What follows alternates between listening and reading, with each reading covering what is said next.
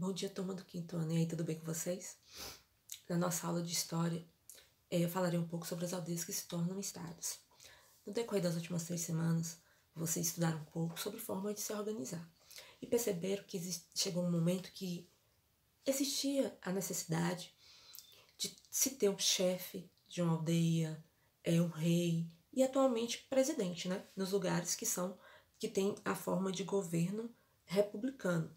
Porque ainda existem lugares que quem governa é o rei, né? Bastante interessante isso. São poucos lugares, mas ainda existem bastante. E vocês também fizeram uma viagem aí pela sociedade cretense.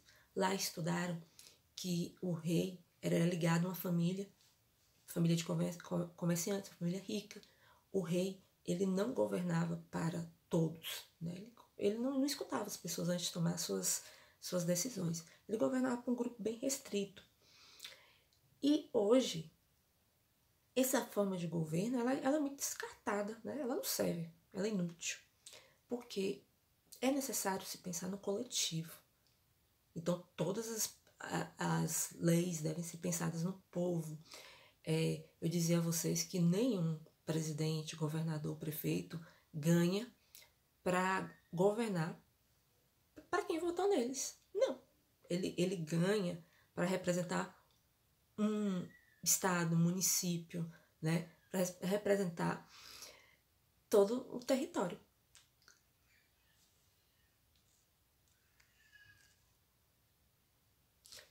E perceberam também, durante nossas aulas, que os diferentes agrupamentos humanos passaram por processos semelhantes, né, ao longo da história. Eles se sedentarizaram. Vocês lembram aí daquele processo do Paleolítico para o Neolítico? A questão de deixar de ser sedentário, deixar de ser nômade para ser sedentário. E isso fez com que a agricultura se desenvolvesse. Depois vem a questão da escrita, né? Se comunicar é preciso. Lembrando que os primeiros registros, né, escritos, eles eram símbolos. E o primeiro sistema de escrita é a cuneiforme, que surge 3.000 anos antes de Cristo. E a população também aumentou significativamente. E, devido a isso, criou-se a divisão do trabalho. Eu já falei para vocês algumas vezes que a divisão do trabalho nesse período não é divisão por gênero, né? Que homem faz uma coisa, mulher faz outra. Não. Essa divisão do trabalho é a questão de dividir os habitantes de uma aldeia em grupos. Cada grupo realiza uma ação. E tem algumas atividades que é realizado por todos, como vocês viram na questão dos guaranis, né? Que existe funções que todo mundo faz. E só voltando um pouco sobre as formas de organização que vocês estudaram, vocês viram lá que em Creta, né, quem governava era um rei, né, ligado a famílias ricas, principalmente famílias de comerciantes. E o rei, ele não governava para todos, né? Governava para um grupo muito pequeno. Ele não consultava as pessoas antes de tomar suas decisões. Depois vocês navegaram até chegar a Atenas e lá viram a questão da democracia, que a democracia de lá é muito diferente da nossa democracia. Em Atenas, cidadão era homens, filhos de cidadãos atenienses. Então as mulheres, estrangeiros, escravos não eram considerados cidadãos.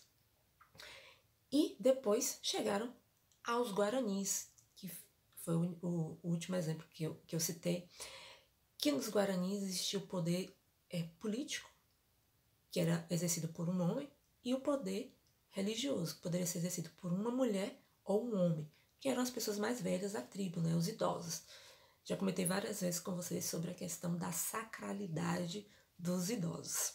Então, com todas essas condições que eu acabei de falar com vocês, sedentarização, agricultura, escrita, o aumento da população. E lembrando que aumenta a população, a necessidade de aumentar a produção agrícola também é enorme, porque o povo precisa comer. Então, toda vez que aumenta a população é isso, né? Se produzem mais alimentos, é uma coisa natural.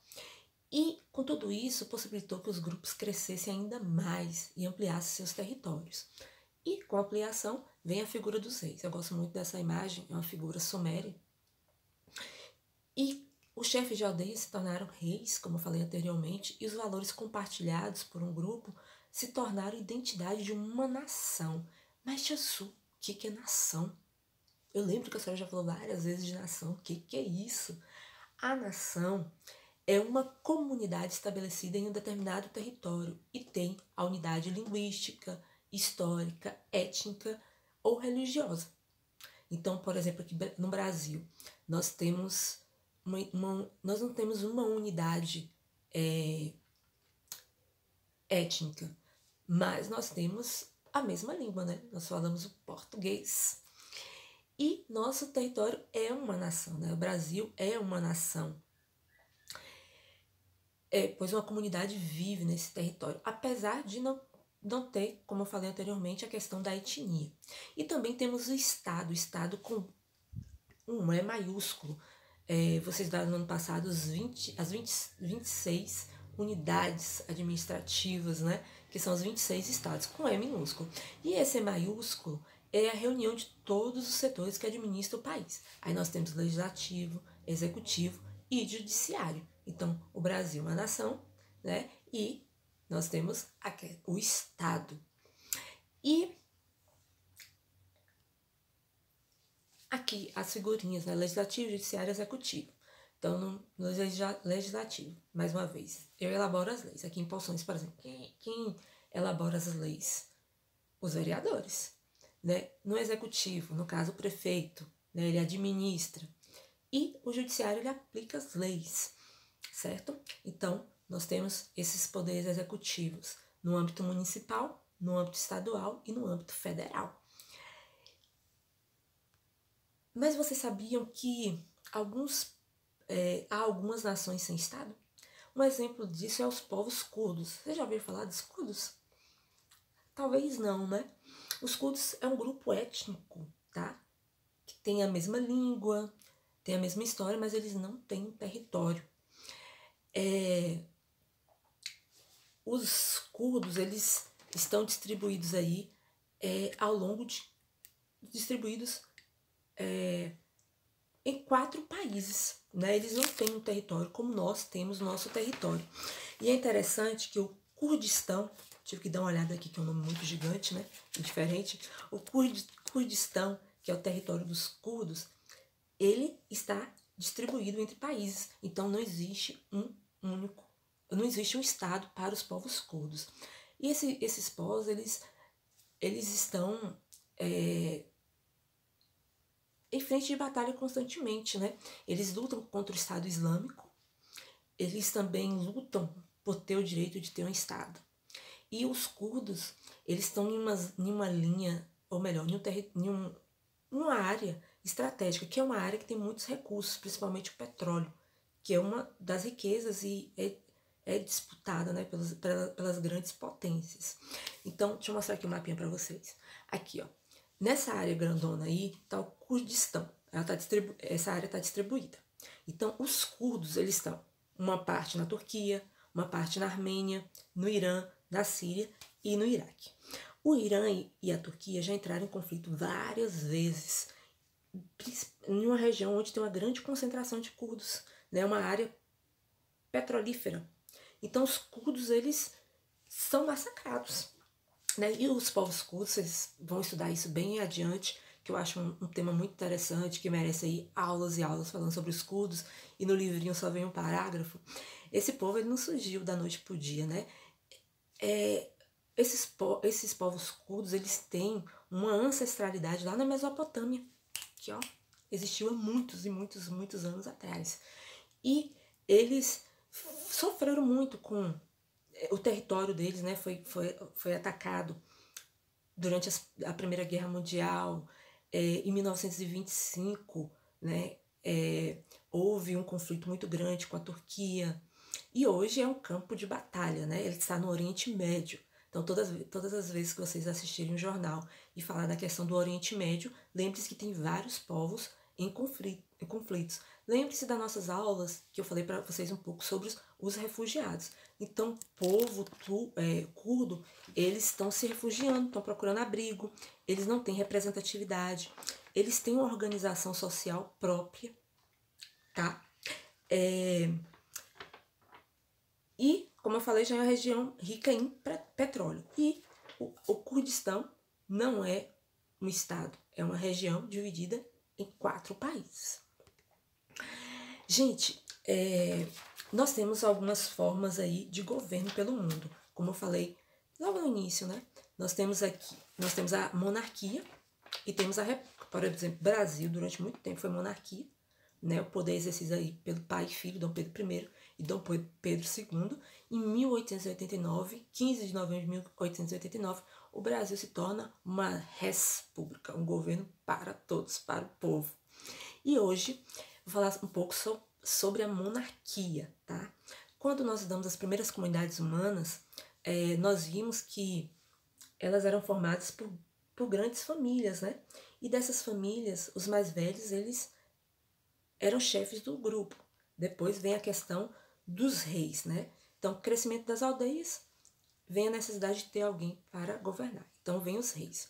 O poder do monarca era hereditário, melhor, é hereditário, que é passado de pai para o filho. O pai morre, o filho mais velho governa. E se não tiver filho, um membro da família vai governar. Então, isso basicamente é uma monarquia. E os reis eram chefes de estado e tinham plenos poderes, né? Poderes absolutos.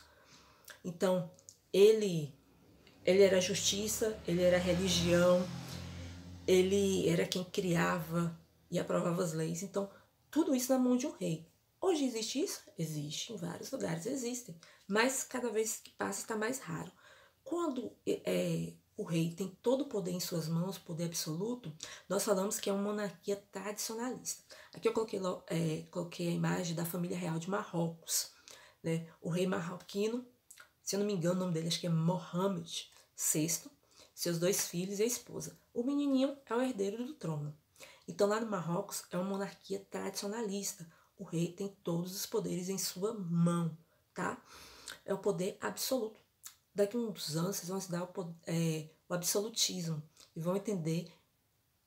Vão esclarecer bem sobre essa questão do rei ter poderes absolutos. Por que os reis têm esse poder absoluto, tá? Então, na Arábia Saudita e na Jordânia, existe essa forma tradicionalista. E temos o caso dessa rainha fofura, que é a rainha Elizabeth na Inglaterra, que é uma parte da família real. A família real é muito grande, né?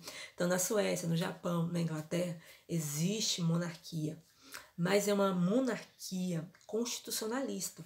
Lá, o rei ou a rainha é uma figura simbólica. As leis não são passadas pelas mãos desses reis ou rainhas, porque existe uma Constituição. Então, nesses lugares onde a república ela é constitucionalista, existe o primeiro-ministro que governa e é eleito pelo povo, porque nesses lugares existe a Constituição, que é a lei maior de um país. Como nós temos uma Constituição, mas nós não temos monarcas, né? Nós temos um presidente.